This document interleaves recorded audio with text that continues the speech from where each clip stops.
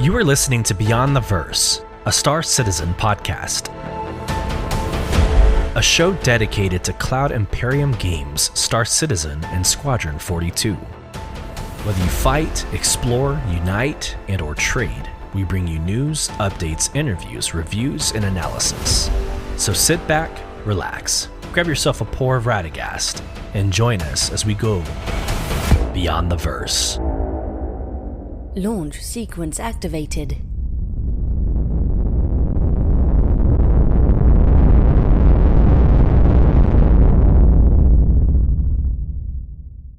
Well, hello, friends, and welcome to episode 3 of Beyond the Verse, Star Citizen podcast with your host, Solus. And we have quite a lot to unpack in today's show. The segments are going to be the same as we had for episode 2. We're going to go last week on Beyond the Verse, some experiences that we in the community have had in the game since then.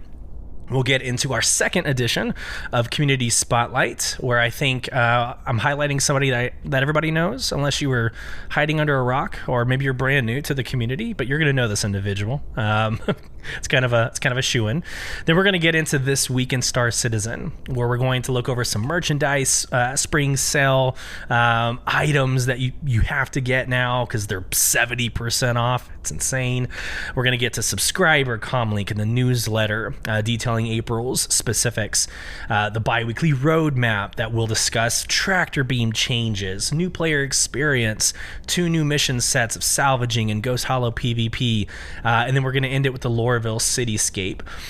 And then the last thing, like we do in every episode, our feature, which is the next 60-ish years that takes place in the lore. So 2214 through 2271, where we're going to go from the RSI's fusion engine to the travel of Artemis to the first habitable planet. Then we'll discuss the Naso Triangle, which is super interesting. If you're familiar with like the Goodman aircraft that got lost around the Neptune area, it's actually a really awesome story. And then we're going to end it with the discovery or the implementation of the first ever jump point.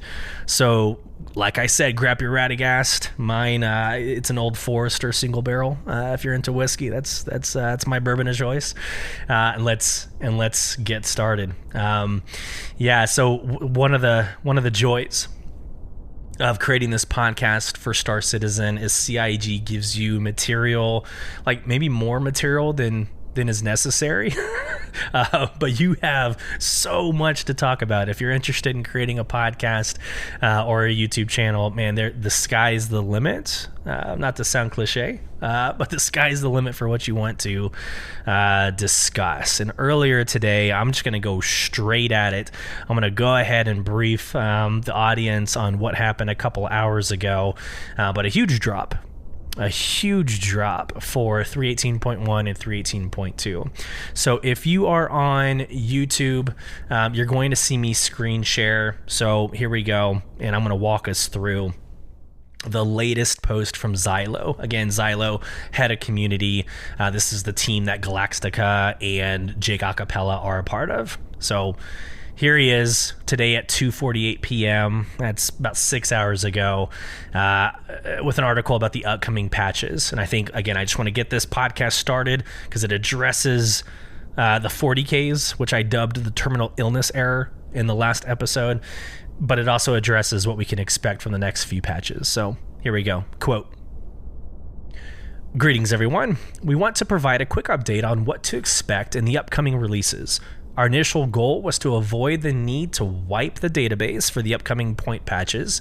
However," there's always a however, "due to the current state of Alpha 3.18's database and the numerous hotfixes we've implemented since 3.18 went live, which are more than 50, it's incredible, we have concluded that a couple of full wipes, which includes your money, items, reputation, will be necessary to further improve and stabilize the service.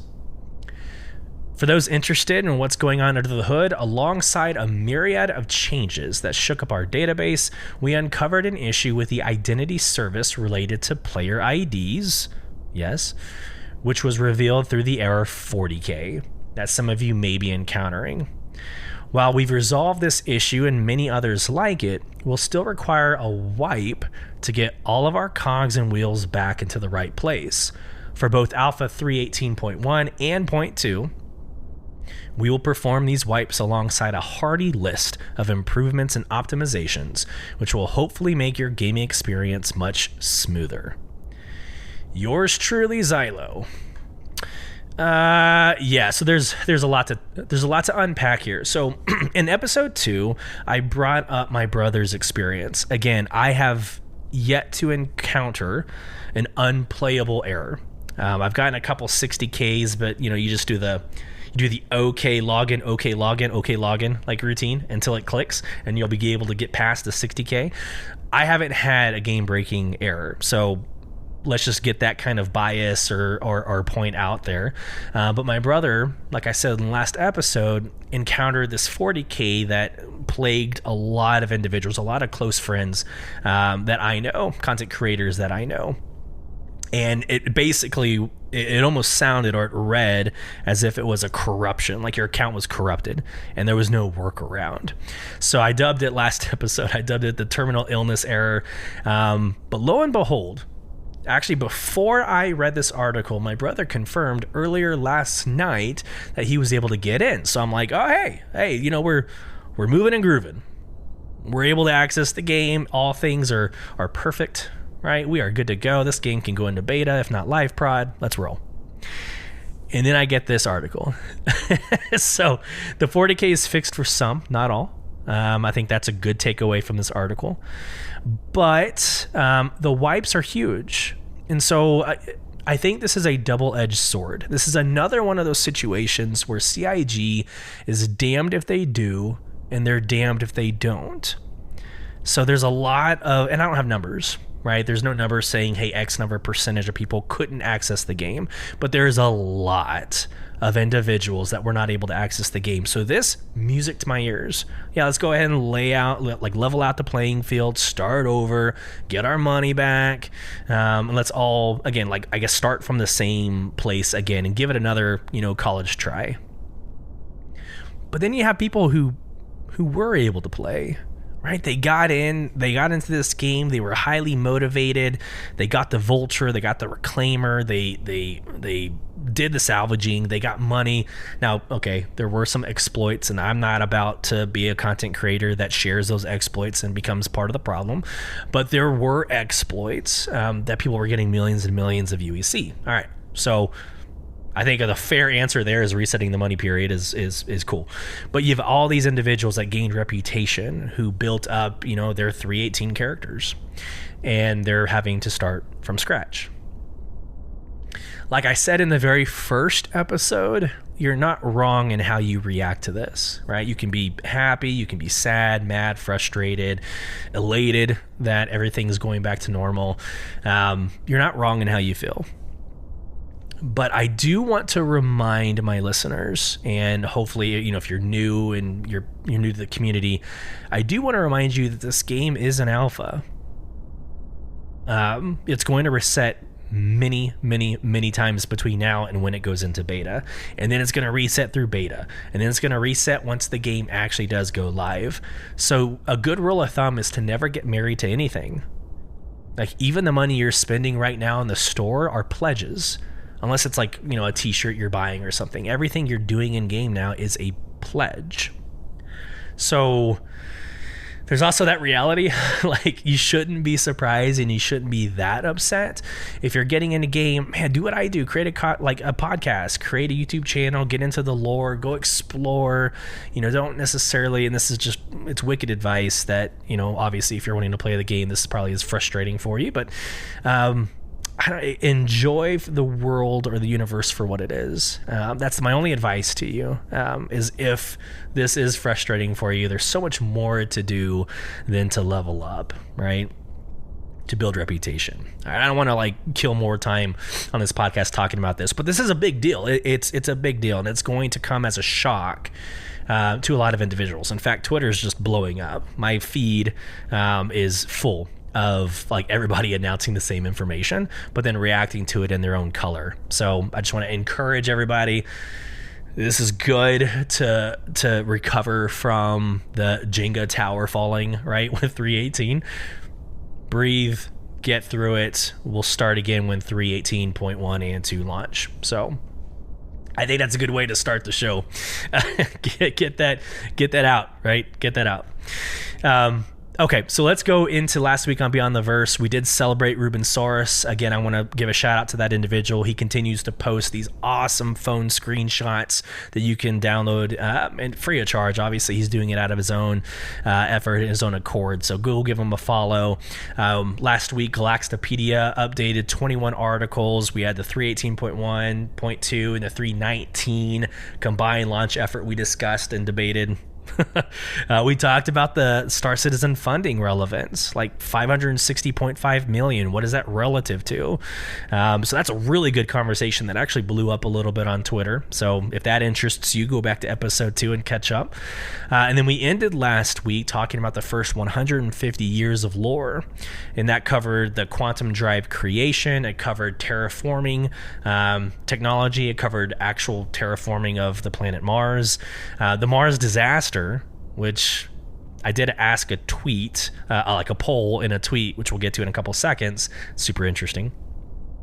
And then it ended with this desire for space ships to leave kind of the corporations and become part of a civilian endeavor. And actually, if you read the lore of a lot of these ships, they say like relaunch or for civilian use as of this date. There's actually like lore tied to when these ships became civilian. So all of that in episode 2, go check it out. But let's go into that tweet real quick. I think this was super interesting. I asked it was like Tuesday of this week.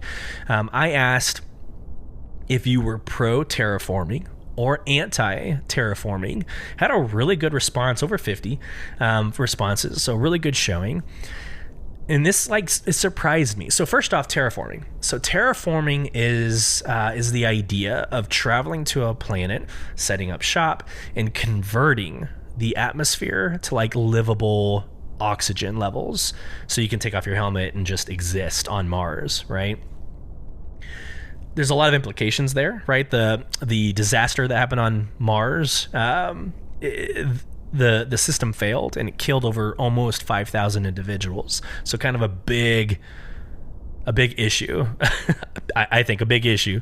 So is that scalable? Is it dangerous? Do we know the repercussions or side effects? Like there's all this like debate. However, again, over 50 of you responded.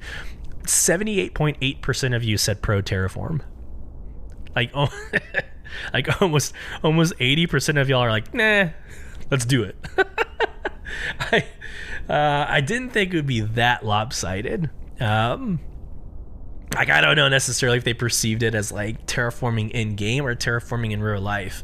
But one of the things I continue to say is like things that happen in Star Citizen feel and seem like they actually could happen in real life. Nothing is like so out there, like as an outlier idea, that it's out of the realm of possibility. Like everything actually makes sense as like a potential outcome. And so 50 years in the future, we have a quantum drive creation. Yeah, I mean, Tesla's already going up in space. Heck, Amazon went up in space. So who's to say we can't create a 1/100th speed of light engine? In 50 years? Yeah, why not? We already have AI doing all of our work for us, but hey, that's a whole nother podcast, whole nother conversation. But I found that very interesting. And by the way, if that kind of conversation, if the polling and kind of getting the community feedback on something like interests you, give us a follow over at Twitter. It's /Star Citizen BTV. I try my best to create dialogue in that space, not just like talking at you and like sending, pictures or infographics, but I like creating the conversation. Again, Tree, that was here in the YouTube chat earlier before the show, that happened because of a dialogue that took place, and now I'm part of his community, and it's going to be great.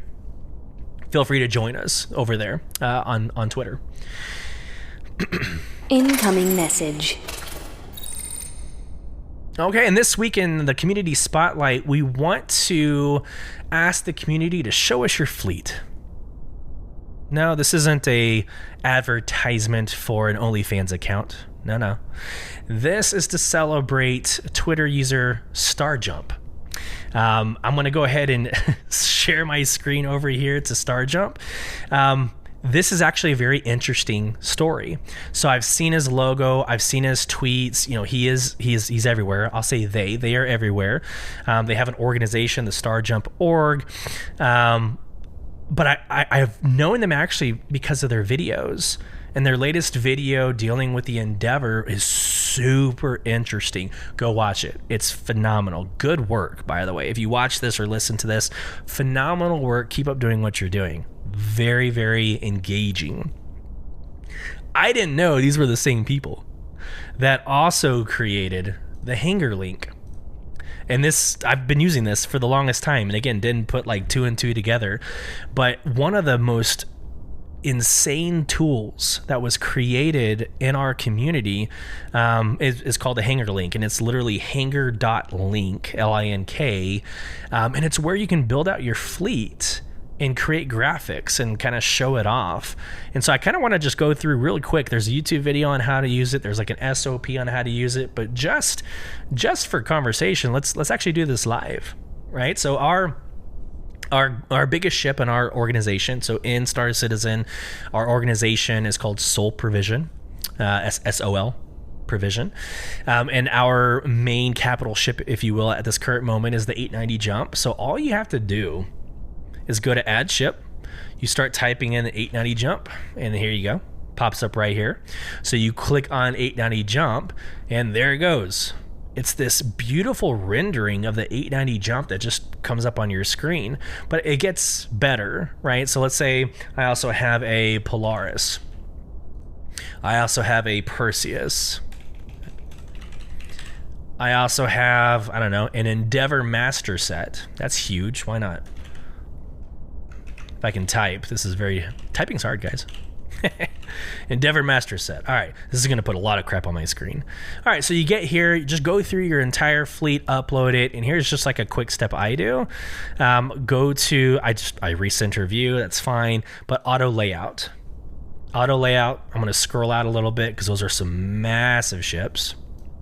And here you go. So you can take this screenshot of these ships, right? Let's say you have 20, 30, 40, 50 ships. Some of you Praetorians out there, don't even get me started with how much money you spend this game. But anyways, you could create your entire fleet. You can download it as an image and just share it at will. So again, I just want to take a second. I want to celebrate StarJump. Phenomenal work, things that on his own accord he created or they created that you can use from the community. And like that is the story that I'm trying to capture with my community spotlights. It's the Ruben Sauruses that have the phone screenshots. It's the StarJumps that are creating these awesome programs for us to use because they have a love of the game. So phenomenal. Love it. Good work. Good work. All right, let's get into this week in Star Citizen. And again, at some point, I'm going to have a really sexy bumper to transition us into this middle segment, but it'll come. But the first thing on Monday, CIG dropped the merchandise spring sale. And I'm not really one for like physical things, but if you've already spent like Wing Commander level money in this game, you probably are a fan of it. You're probably in love with what CIG is making or is potentially making. So I personally, this is the first video game that I've got more than just one t-shirt, right? So New World, I got a t-shirt. Elder Scrolls Online, I bought all the t-shirts. But this is the first game that I'm looking at like pint glasses. I'm looking at pins. There's like a backpack and a laptop case and all this other nonsense. But I want to take a couple of seconds. I want to do another screen share, and I want to show y'all some of the things that are going down in the merchandise spring sale. So here we go, screen sharing. All right, so first off, Everything is on sale. No matter if you're a subscriber or not, everything is on sale for up to 55% off. It goes up to 70% off if you are a subscriber. So there are many perks to being a subscriber. And that's a whole nother segment for a whole nother podcast. But if you're a subscriber, up to 70% off, and it's a lot of things. I mean, this is a cool little backpack. There's pint glasses, which now you're speaking my language. By the way, CIG, we need some nose glasses, some Glencairn glasses. All right. So you have a huge community that drinks bourbon. Get on that, please. Travel bags. Let's just keep going down. Here we go. There we go. My screen is slow to upload. We got drinkware, cobbler shakers, mugs. Then we got manufacturer apparel. I don't know if I'm ever really going to get anything from a manufacturer. My favorite manufacturer is Origin. 890 Jump and 600i and 400i, all of the above. I don't know if I'm going to wear a t-shirt or like a 3/4 zip or anything, but anyways, that's probably not for me. Collectibles, we got mouse pads, sticker sets, Pico the Penguin plush. A lot of fun stuff here. If you want stuff in the background, if you're a content creator, cool. Star Citizen gear, notepads, more t-shirts. If you're a concierge member, you're part of the chairman club and you have access to like additional items. So like key rings, a journal, there's like a chairman's club hat, which is pretty cool. Anyways, I don't want to keep going on. If you're in podcast, you're like, cool story, bud, I can't see anything you're talking about. So my bad. Go check out the com link in RSI's website, and you can see everything that I'm talking about. So that dropped on Monday. On Tuesday, there was a subscriber communication link that dropped, and so every month there is a special that takes place in the store. So if you're a Centurion, and I'm totally going to butcher some of these names. If you are a Centurion level, which is like your first level subscriber, you're going to get access to one of those store items. It just comes with your subscription. If you're an Imperator, I don't know, whatever. You're going to get both the Centurion item and the Imperator item. So you get like 2 free items each month. And then no matter what, there is a third item that is available to purchase with real money in the store. All of these can be bought with real money, just they're free. Some of them are free if you are an actual subscriber. So I'm not going to get into that every single month when we have a podcast, but just for new listeners, that's the subscription model for some of these free items that they're calling Flair. So back to the screen share. Here we are with the subscription, and I'm about to cough, so give me a second. All right, we're doing this live. So the in-game rewards Flair for April are paint packs. So you've got the Hosanna, whatever, the ship paint pack. This is like a red and white mixture of paint, and it's available for the same 3 ships. So this is the Crusader Ares, the Misc Razor, the Anvil Hawk, and the Drake Cutter. So for those 4 ships, you're going to get these paints. For the Imperator, you're going to get not only the Hosanna ship paint pack, but you're also going to get the Aspire ship paint pack, and that is like a blue and silver. It's like a light blue or like a gunmetal silver combination, but you're going to get both of those. And then for everybody, for an additional, I think it's $16, you can get the Central Tower ship paint pack, which honestly, to me, my own opinion, it's kind of underwhelming. It's just a red paint. Now, I haven't seen it live in game. Some of these paints are really well done. They're reflective. They look really good in atmosphere. I can't attest to that necessarily, but in the pictures, it's red. It's red with like maybe a little bit of yellow highlights. So I'm not too, might be $16 I'm not spending this month. Just laying it out there. Also, in every month, if you're a subscriber, you get access to a free ship, like a loaner ship. And so for this month, you are getting the vehicle of the month. You're getting the MISC Razor series, and I think it's both. I think it's both the Razor LX and EX. Let me just read it verbatim. Built with pure speed and agility in mind, the Misk Razor series offers a thrilling ride whenever and wherever it is used. And throughout April, subscribers can joyride the whole series. There it is. Head to an in-game ASOP terminal now and experience the circuit-honed Razor, top speed-focused LX, and the stealthy EX Advocacy variant. Very cool. And I think I actually saw these. I think the EX one's my favorite. The stealthy one, it's like black and gold. Super sexy, looks real sleek. That would probably be my favorite one. And I'm pretty sure they can fit in like the Carrack. They can fit in, obviously they can fit in the 890 jump. So like a really cool, like, what do they call them? Like a jumper ship. Dang it. The small ships that you can put into other ships. Anyways, cool. Yeah, and then from there they usually do have like discounts on certain items, but of course we have the massive merchandise sale going on, so not really a thing to talk about for this month. Okay, and then on Wednesday, we're already 30 minutes into the show, so I'm probably not going to go through the big article that has paragraph after paragraph of the roadmap updates. But what I do want to talk about is the specific, like the roundup. It's like their narrative. They're the narrative that they attach to the roadmap that kind of further explains or maybe summarizes what they're doing and kind of why they're doing it. So again, going back to the screen share, here is the release view. And again, by the way, up to this point in the podcast, every single thing that I am looking at is coming straight out of Star Citizen's website. So robertspaceindustries.com. I never will ever as a content creator look anywhere else for information. I'm never going to go to Reddit. I'm never going to go to any other forum.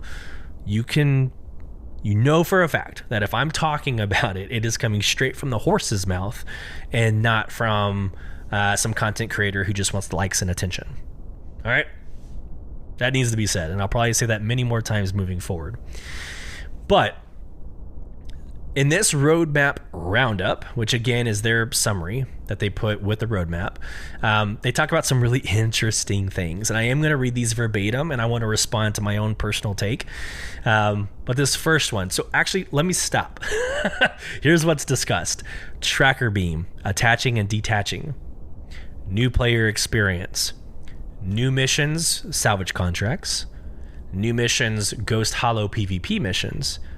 And then the Lorville Cityscape. So I asked another poll in Twitter, and this actually blew up. This got over I think 200 or 300 votes. So this one actually did blow up pretty well. But I asked, of these items, which one are you most excited about? So again, Tractor Beam, new player experience, the 2 new missions, and the Lorville Cityscape. And this is how it broke out. The majority of you, at 41.9%, are interested in the tractor beam, the attaching and detaching of items with the tractor beam. So remember that, tractor beam, number 1.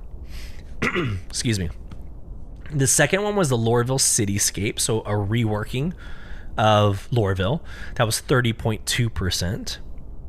And then the new missions actually combined together. So the new missions were 18.6% interest. And then last, the new player experience, 9.3. Now, the new player experience doesn't surprise me. Most of us taking this poll, most of us reading this roundup, we're not new players. So I can see that really not mattering.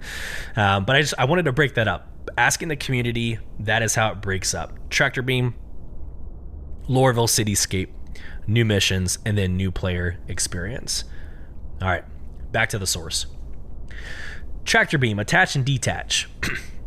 This iteration of the Tractor Beam gameplay will add functionality to the Tractor Beam attachment of the multi-tool, allowing it to detach and attach items from ship item ports.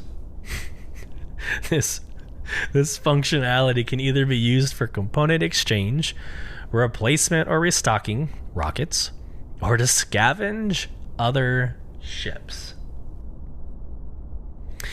So, I mean, I know you out there. Like, I know you community members, and sometimes y'all with your habits of getting into other people's I just, this is going to be hilarious. The content that's going to come out of the tractor beam alone is going to be worth the 319 patch. It's going to be hilarious.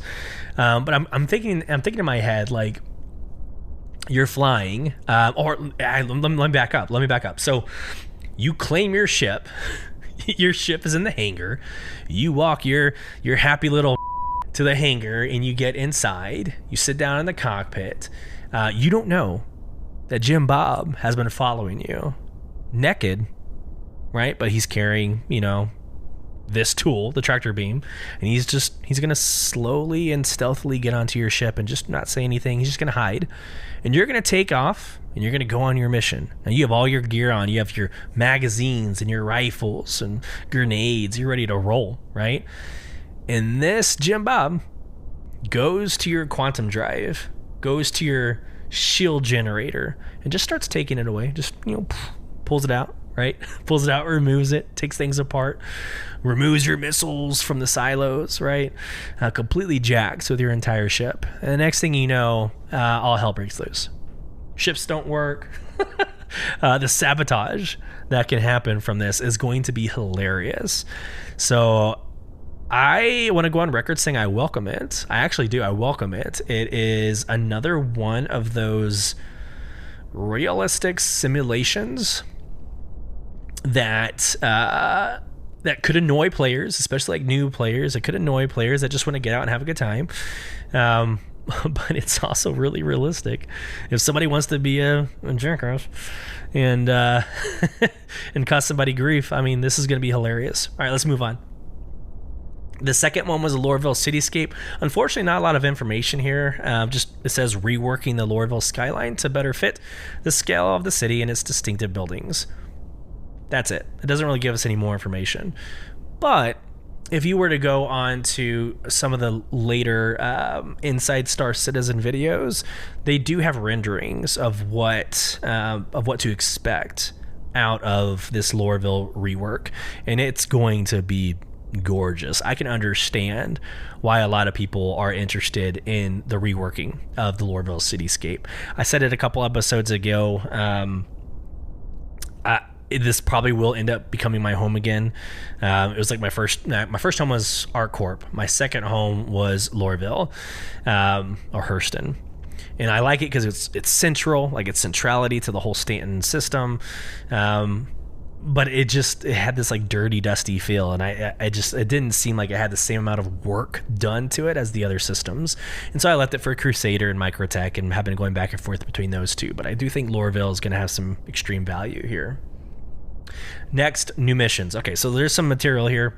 New missions, the salvage contracts with more civilian access to salvage ships. Contract brokers are offering salvage jobs for derelicts around Lagrange points around Stanton. These brokers charge a fee for their services, so this will require some buy-in. But the contractors are free to keep any salvaged material for resale. I like this idea. I said it a couple episodes ago, but for me personally, I like having a why I'm doing it, and it's got to be more than just making money. So I'm going to go with my reclaimer and hunt around the Aaron Belt and try to find, ships. I mean, I don't know. I don't know how much of a loop that interests me, right? Really at all.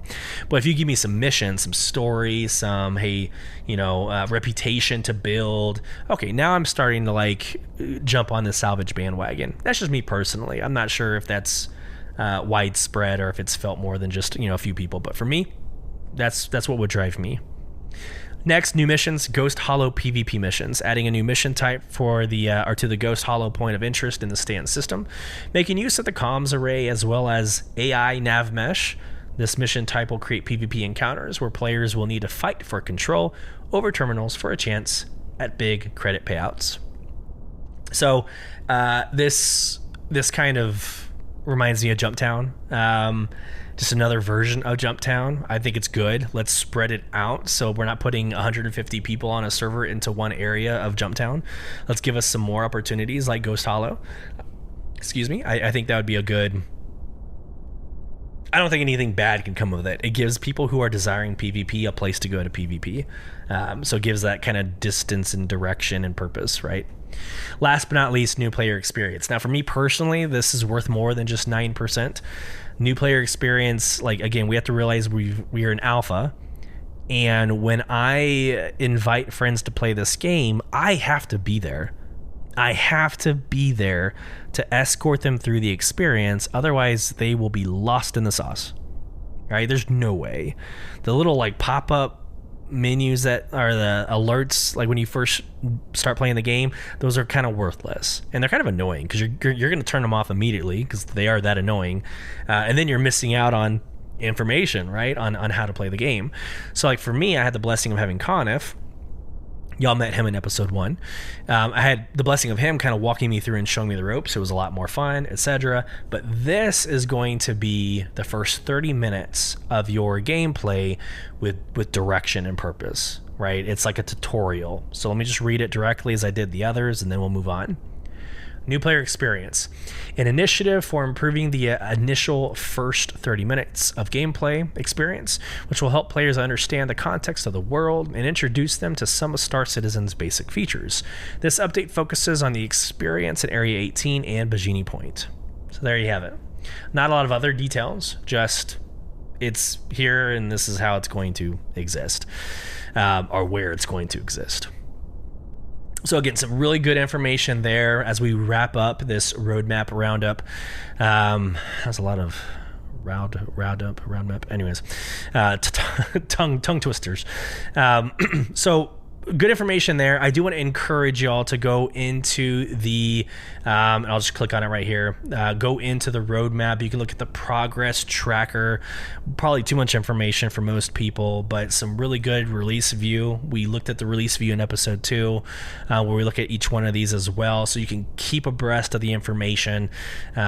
Just always look at the caveats, right? This little button down here is kind of like a keep in mind, or this is going to happen only if, right? These are your obviously caveats. So just keep that in the back of your mind. So, all right.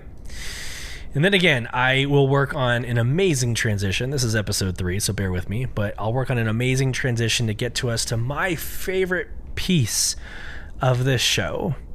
And it is our feature. It is a lore deep dive that I am calling for this episode, Progress in Space.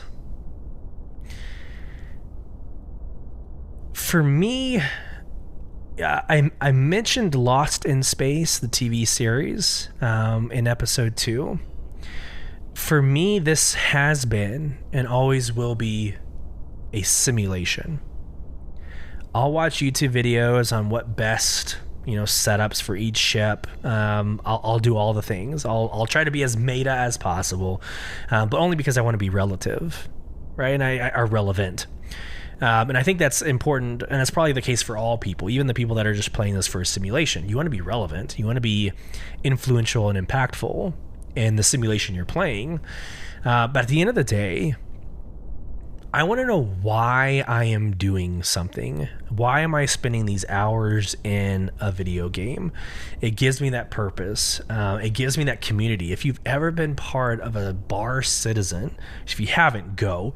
But if you ever have been a part of a bar citizen, you know exactly what I'm talking about. It's these stories, right? These experiences that you have in the game. It's these, these debates, are you terraforming? Are you against terraforming, right? Like, these are some really awesome conversations. And this is to me what builds the community, what builds the experience of being in a game, especially a simulation. So I'll be honest with you, I knew wipes were going to happen. I knew, like, Xylo was very transparent about it several weeks ago, that there was a good chance of things being wiped going into 3.18.2, especially 3.19. So I've spent the last couple of weeks just walking and discovering things. I've been playing this for about a year now, discovering things that I've never seen before. Last couple of days I've spent in Crusader. And I literally, I log into the game and I just make left-hand turns. I stay to the left and I walk the entire map hugging the left wall. And by doing that, obviously you see everything, But by doing that, I've discovered that there's a bar. There's a beautiful bar that's inside of the Crusader showroom. So you go down to the very bottom, and they have the showroom, which is awesome. But there's this cool bar that I never would have experienced otherwise. There's a bar inside of, I don't remember the name of the building, but when you log into Crusader, the shopette that's like next to the apartments or next to the hospital, one of the two, there's a shopette there that, you take in the center, you take a elevator to the second floor, and there's a bar. There's a really nice bar. Now there are characters that are like dead on the floor. I mean, there's that. But just this potential of an expansive world. Tell me more about that. Tell me about the Radegast Gold. Tell me about the books that I see in my 890 jump. Like, I want to get into this game full-fledged. And so the purpose of this lore deep dive in this show, Beyond the Verse, the purpose of this right now is to lay out the timetable, right? So from modern day all the way to the events in 2953, which is current PU, Persistent Universe, I want to know the timetable of these massive occurrences, right? These like time capsules, if you will, of major events. And so last episode 2, we started out with the first 150 years. And I'm going to take you now through the next 50 or 60 years, which I'm dubbing Progress in Space. So the first article, 2214, entitled Time Capsule, The March of Progress. This is 191 years in our future. 191 years in our future. When RSI announced the next generation of fusion engine, new and exciting prospects for space travel opened up, but not everyone was so enthused. Bailey couldn't believe it. 20 minutes into physics class, and his sheet was now getting a new download. Some new engine tech or something that came out today. He'd caught a glimpse of it on the way out the door this morning, but these crappy public school sheets were just getting the textbook update pings now. Mr. Caro already said that we were gonna be quizzed on it, and it's updating now? There's no way. Just no way. This is so stupid. How the hell am I supposed to learn this now? Screw it. I'll bomb it. Screw this class. Screw citizenship. Screw this whole system. I don't need it. Mr. Caro said the quiz would start in 10 minutes. Bailey sunk into his seat and started studying. So I think that's a good example of a lore document or transmission, a time capsule, where the purpose is saying, hey, there's a new fusion engine, right? It's going to open up the possibilities in space, but they do it through dialogue. They do it through this character named Bailey, who's in school. I just think that's a brilliant, instead of just like telling us the news, it's a very brilliant way of giving us this milestone in technology and progress in space. Next article, 2232. Time capsule, the first push. This is 209 years into the future. And this so far is one of my favorite time capsules. And for that, I'm going to screen share for those of you on YouTube.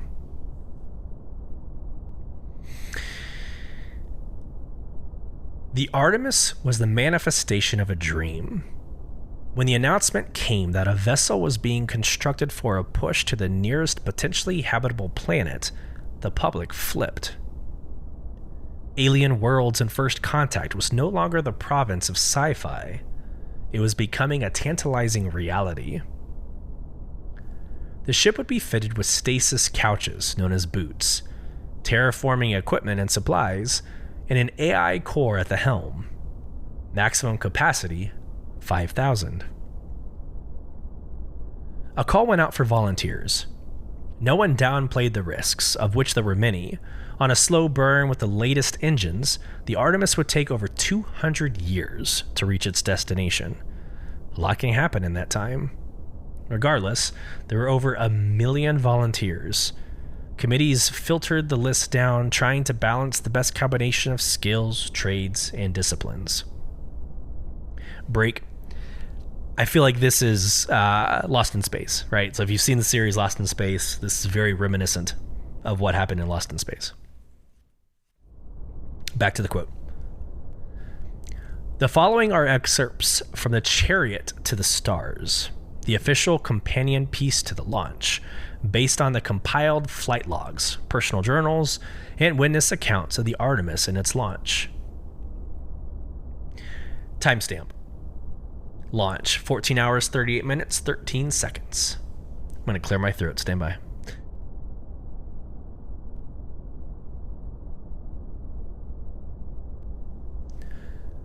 On the eve of the Artemis's launch, Captain Lisa Danvers was checking circuit boards underneath the comm station on the bridge for the third time. Arthur Kinlow, engineering, sat on the arm of the captain's chair. He'd given up trying to figure out what she was looking for.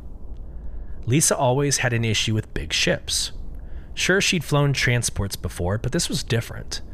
There were 1,000 things that could go wrong, which could, in turn, affect 1 million functions. It was maddening, and she probably screwed herself by even starting down this path. "Are you sure I can't assist you, Captain?" a disembodied voice said, murmuring from dozens of hidden speakers throughout the bridge. It was the AI, helpful as always. "No, I'm okay," she said. Kinlow mouthed along the words of what was clearly a familiar exchange. Lisa couldn't see anything wrong, out of place or suspect in the myriad of circuit boards. She hated pre-flight anxiety. No matter what she did, it always hit her bad. So she made an executive decision. She cut herself off and replaced the panel. Kinlow perked up. "You good?" "Yeah, I think so. Hey, Janice?" "Yes, Captain?" The disembodied voice replied. "Generate another set of contingency actions for the stasis boots." "Do you have any specific parameters?" "No, use your imagination." "That is a concept of which I only have an external understanding." "Outside the box. Something that we haven't thought of." "I will try, Captain."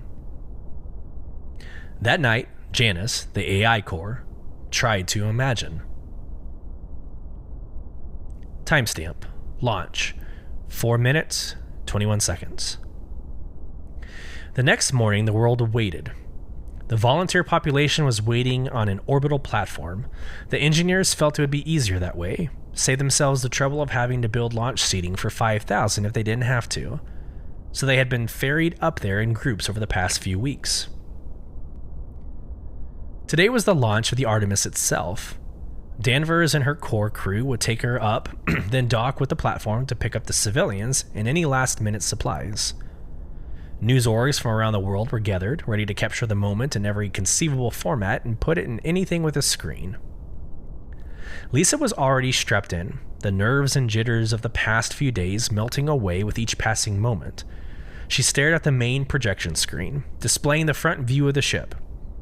Right now, it was just a sealed launch tube. She thought about what lay beyond it, the sky. The sky that she loved. It was waiting for her to come back. Danvers glided through her pre-flight checks. She was thorough and professional, but couldn't get through them fast enough. Crew departments checked in. It was green across the board. A final check-in with flight control. They were set. It was time. Klaxons outside the ship began beeping. The massive metal gates of the flight tube unlocked with heavy thuds.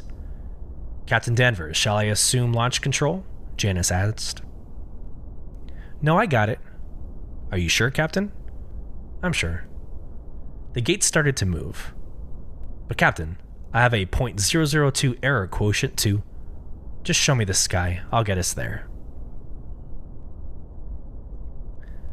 Timestamp. Launch plus 9 days, 5 hours, 12 minutes, 57 seconds. Janus assumed control and Circle for a week once the crew and civilians had entered stasis to check for any errors or anomalies. Effectively, a dry run of how the ship would run once it started its push. If there were any problems, flight control could abort and even remotely pilot the Artemis back if need be. Flight control finished a final assessment of the checks. Everything looked good. Justin Cobb, the mission director, looked over the bays of technicians, scientists, and analysts. Everyone good. Everyone nodded. This is our last chance.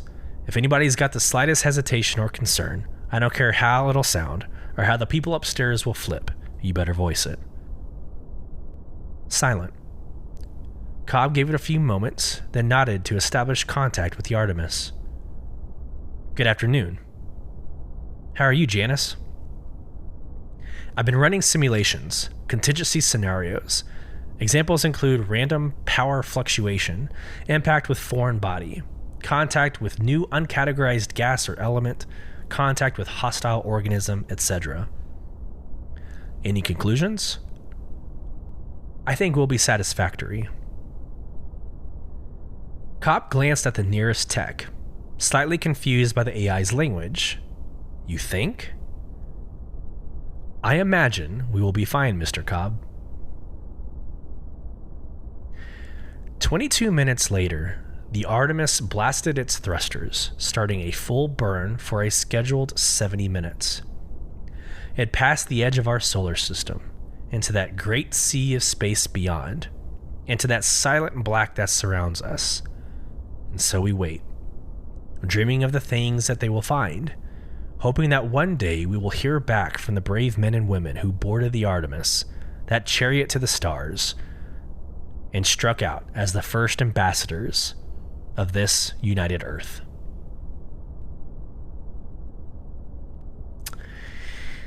I love that so much. I love that. So I don't know if it came out in my narration, but the Janus, the AI, being asked to imagine, and then we see 19 days later or 9 days later, we see him responding with him thinking, right?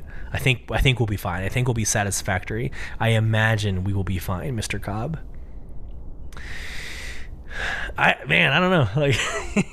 That's so close to home, right? If you turn on the news right now, how much AI conversation is taking place. I don't know why that excites me. It's not even really space related, but there's something about this unknown space, not physical space, but theoretical space, about this AI implication. So yeah, a really good, it's kind of a long, but a really good way of telling a story, a conversation between AI and a pilot or a crew member. Just a really good way of telling the story, right?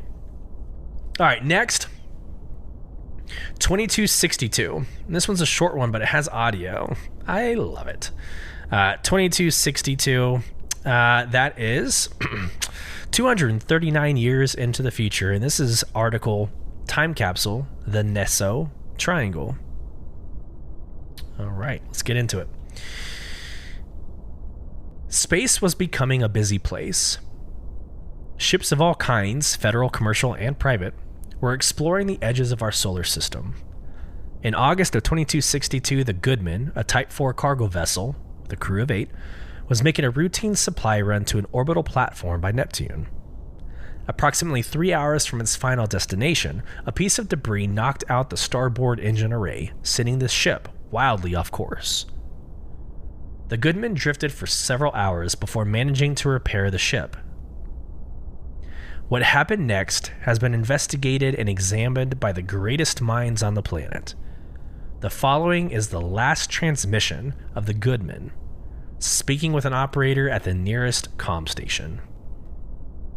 Beginning archive playback. Copy that. Adjusting course 278. Y'all got it sorted out? I think so. Give us a bit of a scan, but I think we're okay. How's it looking? We're back on track? You guys good? Back to send a tow. Yeah, we got engines back up. Our nav's online. Huh? What the hell is that? Hey, Pete, do you see?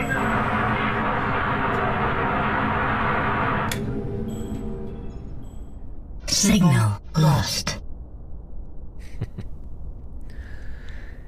Investigations of their last known position yielded no wreckage. Nothing. The Goodman simply vanished. Over the next few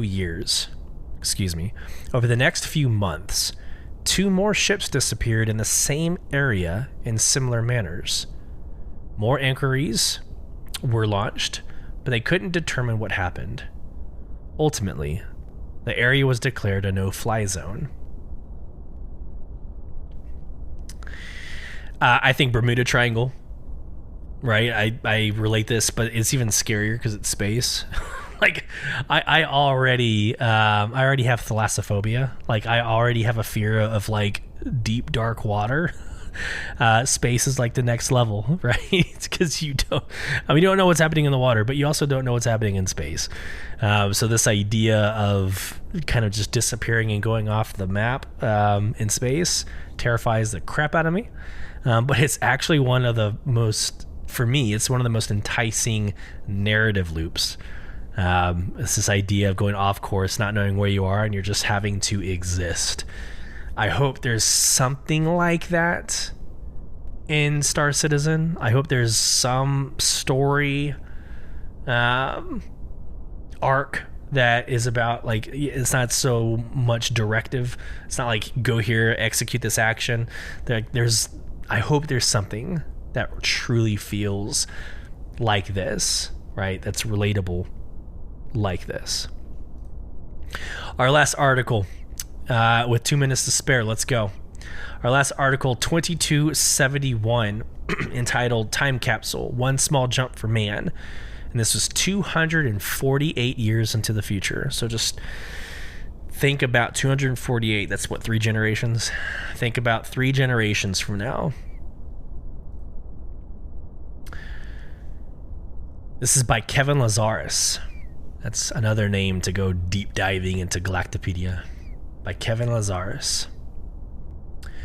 When Global Nexus announced last year that it was embarking on yet another biopic of famed astro pioneer Nick Croshaw, it seemed preposterous. Everybody and their mother knows his story, from his relentless study of the space anomaly that seemed to swallow ships whole to finally becoming the first man to discover and successfully navigate through a jump point. We've all been here before, seen it, done on vid, in song. I'm sure someone's painted it, but here's the thing. This one's really good. Starting with a script from newcomer Thomas Goss, Prods were able to attract A-list talent like Michael Forbes, Croshaw, and Lima Hannigan, Baxter, and director Ariel Colley, Requiem's Run. Text and Viz has I'm not going to pretend like I know what that word is, has a verite, I don't know, feel that doesn't patronize.